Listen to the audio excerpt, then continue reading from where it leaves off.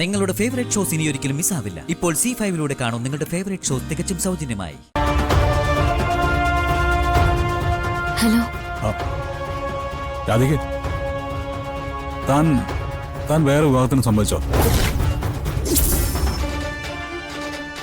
എടോ, തനിക്ക് വേറൊരു പയ്യനെ നോക്കുന്നുണ്ടെന്ന് പറഞ്ഞ് അച്ഛൻ എന്നെ വിളിച്ചിരുന്നു. താൻ സമ്മതിച്ചിട്ടാണോ അതൊക്കെ? അച്ഛനെടുക്കുന്ന ഒരു തീരുമാനവും ഞാൻ എതിർക്കാറില്ല. എടോ, അബദ്ധമൊന്നും കാണിക്കരുത്. എടോ, താൻ കൂടി എന്നെ തോൽപ്പിക്കാൻ ശ്രമിക്കരുത്. അബദ്ധങ്ങളൊക്കെ ഒന്നിച്ച് തിരുത്താനാണെങ്കിലോ? എന്ത് തിരുത്താൻ?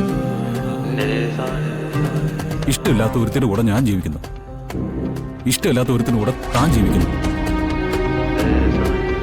എടോ, പരസ്പരം ഇഷ്ടപ്പെട്ടതിന്റെ പേരില് നമ്മളെ തന്നെ നമ്മളെ ശിക്ഷിക്കണം. ഞാനിപ്പോ ഒരു ബന്ധനത്തിലാണ്, പെട്ടെന്ന് അഴിച്ചെടുത്ത് കളയാൻ പറ്റാത്തൊരു ബന്ധനത്തിൽ. എത്ര നാളത് തുടരുമെന്നൊന്നും എനിക്കറിയില്ല. പക്ഷേ അതെനിക്ക് വലിച്ചു പൊട്ടിച്ച് കളഞ്ഞേ പറ്റൂ. അപ്പോ താൻ കാത്തിരിക്കുന്ന എനിക്കൊരു ഉറപ്പ് വേണം. എടോ, എന്താണോ താനൊന്നും മിണ്ടാത്തത്? എനിക്കൊന്നും പറയാനില്ല, അതുകൊണ്ടാ. എടോ, തന്റെ ഇഷ്ടദേവൻ കൃഷ്ണനല്ലേ? പ്രണയത്തിന്റെ അർത്ഥം അറിയുന്ന ദേവനല്ലേ? അദ്ദേഹത്തിന്റെ മുമ്പില് മനസ്സിലുള്ള ഇഷ്ടം തനിക്ക് ഒളിക്കാൻ പറ്റുമോ? പറ.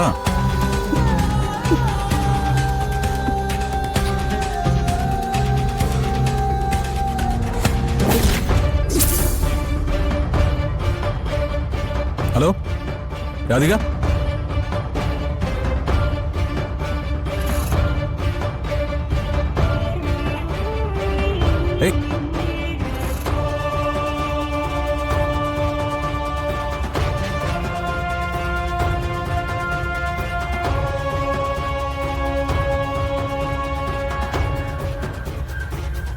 ആരാടി ഫോണില്? അവനായിരിക്കുമല്ലേ ഇരുട്ടത്ത് നിന്നെ കൂട്ടിക്കൊണ്ടു വന്നവൻ. ഇന്നെന്താ പകൽ വെളിച്ചത്തിൽ പുറത്തേക്ക് ഇറങ്ങണമെന്ന് പറഞ്ഞോ? അതോ പാതിരാത്രിക്ക് നിന്നെ തേടി ഇങ്ങോട്ട് വരാമെന്ന് പറഞ്ഞോ? മുത്തശ്ശി വിചാരിക്കുന്ന ആരുമല്ല, എന്റെ ഒരു കൂട്ടുകാരിയെ വിളിച്ചു. നിന്റെ കൂട്ടും കൂട്ടുകാരിയും ഒക്കെ ആരാ എന്താന്നൊക്കെ എനിക്ക് കൃത്യമായിട്ട് മനസ്സിലാകുന്നുണ്ട്.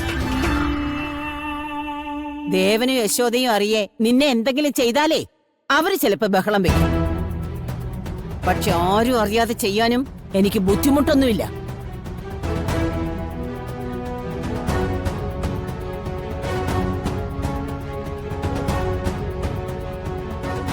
അടങ്ങി ഒതുങ്ങി ഇതിനകത്ത് കഴിഞ്ഞോളണം. നിന്റെ പിഴച്ച തള്ളയുടെ സ്വഭാവം കാണിച്ചാലുണ്ടല്ലോ മുത്തശ്ശി, നോടങ്ങടി. ശബ്ദം പൊങ്ങിയ തീർത്തു കളഞ്ഞു.